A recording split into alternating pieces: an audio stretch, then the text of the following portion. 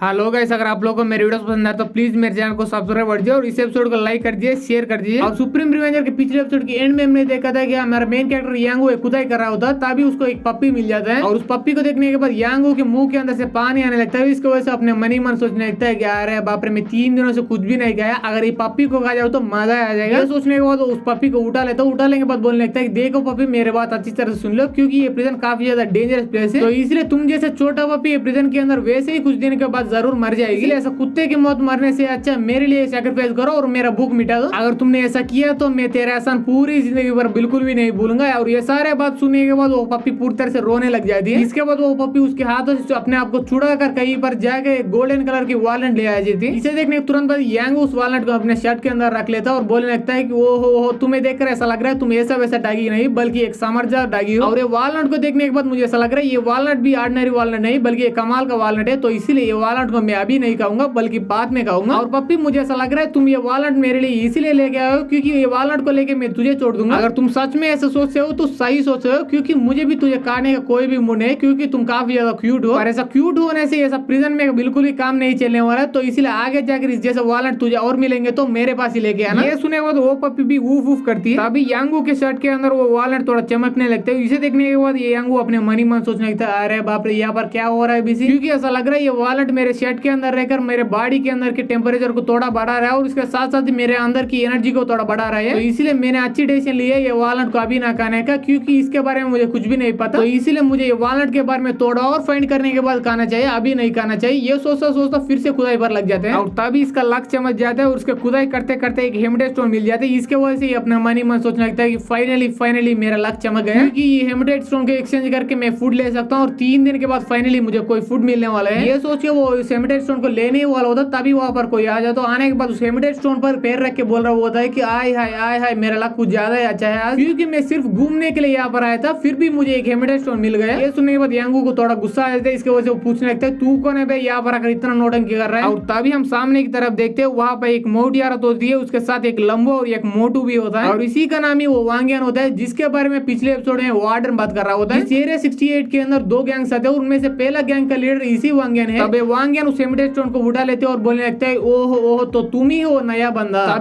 तभी तो मैं कौन हूँ तुझे बिल्कुल ही नहीं पता, और मैं यहाँ पर आने के बाद भी तू बिल्कुल भी डर नहीं रहा। ये सुनने बाद यांगो बोलने लगता है कि ओ मोटे सुअर, तू कौन है, इससे मुझे फर्क ही नहीं पड़ता, वो हेमटेट स्टोन मेरा है, तो इसलिए वो हेमटेट स्टोन चुपचाप मुझे वापस दे दे, वरना तेरा केयर नहीं। ये सुनने के बाद ये लंबू को काफी ज्यादा गुस्सा आ जाता है और ये लंबू उसी वांग्यान का एक सबॉर्डिनेट होता है और ये चिल्लाने लगता है कि तेरी हिम्मत कैसे हुई, नाजुक परी जैसे ये हमारे वांग्यान को ऐसा मोटे सुअर बोलने की, क्या तुझे मरना है क्या? अगर फिर से हमारे लीडर के अपमान करने की कोशिश भी की तो मैं तुम्हारा मुंह तोड़ के उसे टॉयलेट वाटर से क्लीन करवाऊंगा। तब हम मोटू की तरफ देखते, ये भी वो वांग्यान का एक सबॉर्डिनेट ही होता है। ये भी गुस्से से चिल्लाने लगते हैं, उससे बात करने की कोई भी जरूरत नहीं, क्योंकि ऐसा लग रहा है ये बच्चे को हमारे औकात के बारे में नहीं पता, तो इसलिए हम दोनों जाएंगे, जाने के बाद उसको बच्चे को पूरी तरह से कुटाई कर देंगे, उसके बाद उसे ही समझ जाएगा अपने औकात के बारे में। ये सुने बाद वांग्यान बोलते शांत हो जाओ तुम दोनों, क्योंकि मैं और वो हैंडसम मैन दोनों बात कर रहे हैं, तो इसलिए तुम लोग बीच में पड़ने की कोई भी जरूरत नहीं। ये सुने बाद यांगो बोलने लगता है ओ मोटे सुअर कहीं की मैं तुम्हारे साथ कुछ भी बात नहीं करना चाहता हूँ, चुपचाप वो हेमटेट मुझे वापस दे दे, वरना तेरा केयर नहीं। ये सुने बाद वांग्यान बोलने लगता है आय हाय कितना कठिन आदमी है, और तेरा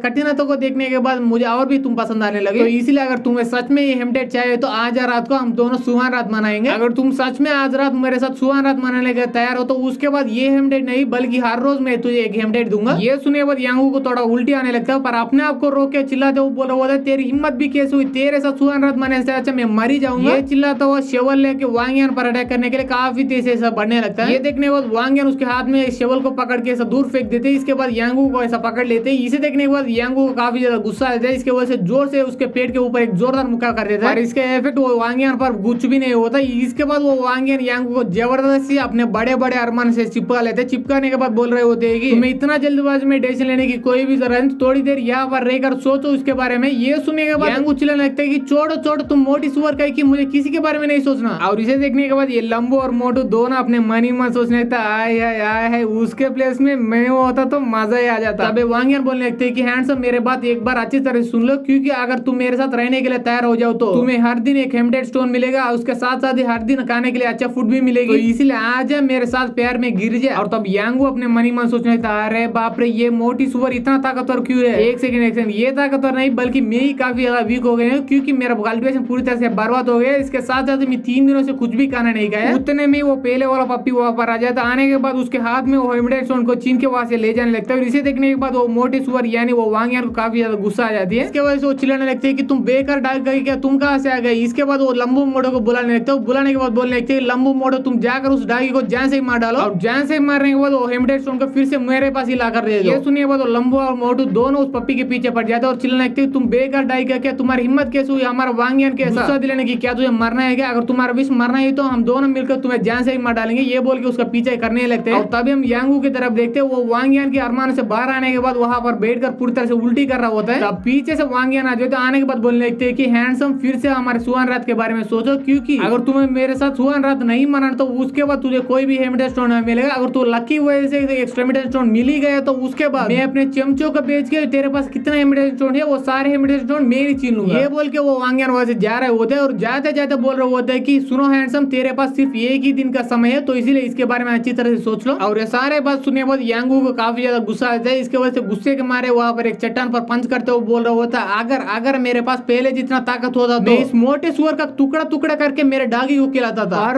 पर उस कमीने प्रिंस ने मेरे कल्टीवेशन को पूरी तरह से बर्बाद कर डाला। अभी वहां पे वो संडू आ जाता है और आने के बाद बोलने लगता है कि भाई मुझे बिल्कुल भी समझ नहीं आ रहा तुम्हें इतना गुस्सा क्यों आ रहा है, क्योंकि तुझे देखकर मुझे पूरी तरह से जलन हो रही है। अगर मैं तेरे पोजीशन में होता तो मजा ही आ जाता। ये सुनने बाद यांगू थोड़ा चौंक जाता और पूछने लगता है क्या क्या क्या मुझे देखकर तुझे जलन हो रहा है, मुझे देखकर तुम्हें तरस आना चाहिए असल में, पर एक सेकंड मुझे समझ ही नहीं आ रहा मुझे देखकर तुझे जलन क्यों हो रहा है। ये सुनने बाद संडू बोलने लगता है तुम ही एक बार इमेजिन करके देखो मैं जाकर उस बड़े बड़े अरमान से चिपक जाओ तो मजा ही आ जाता। यहाँ पर देखो भाई मुझे भी अच्छी तरह से पता है कि वो वांगियान काफी ज्यादा मोटी है, तो इसीलिए इसी वजह से उसका अरमान भी काफी ज्यादा बड़े बड़े है। और मैं वहां पर तेरे जैसे 10 सेकंड के लिए नहीं बल्कि 10 सालों के लिए रहने के लिए तैयार हूँ। और ये सारे बात सुनने के बाद यांगू को फिर से उल्टी आ जाती है। और भाई तुझे ये बात बिल्कुल ही समझ नहीं आ रहा है कि इस जैसे घटिया प्रिजन के अंदर इतना साल रहने के बाद उस जैसे मोटा सुअर भी हमें एक गाड़े जैसा लगने लगती है। और वैसे भी खूबसूरती क्या है, बदसूरत क्या है, दिन क्या है, रात क्या है, धरती क्या है और ये आसमान क्या है, ये सब हमारे मोह माया है। और ये सारे बात सुनने के बाद यांगू लिटरली रोने लगता है और अपने मन ही मन सोचने लगता है कि अरे यार मुझे जल्दी इस प्रिजन से बाहर जाना पड़ेगा वरना मैं इस जैसा पागल बन जाऊंगा। और अभी मैंने इसी समय एक डिसीजन लिया, या तो मैं 1 साल के अंदर अंदर इस प्रिजन से निकल जाऊंगा या इसी प्रिजन के अंदर मैं अपने आप को सुसाइड करके मर जाऊंगा। और मैं बिल्कुल इसी प्रिजन के अंदर काफी साल रहकर इस जैसा पागल बिल्कुल ही नहीं बनूंगा। और तभी हमारे एपिसोड ये पर खत्म हो जाता है। अगर आपको ये एपिसोड पसंद है तो एपिसोड को लाइक कर दिए, शेयर कर दिए, सब्सक्राइब कर दिए। Thanks for watching guys.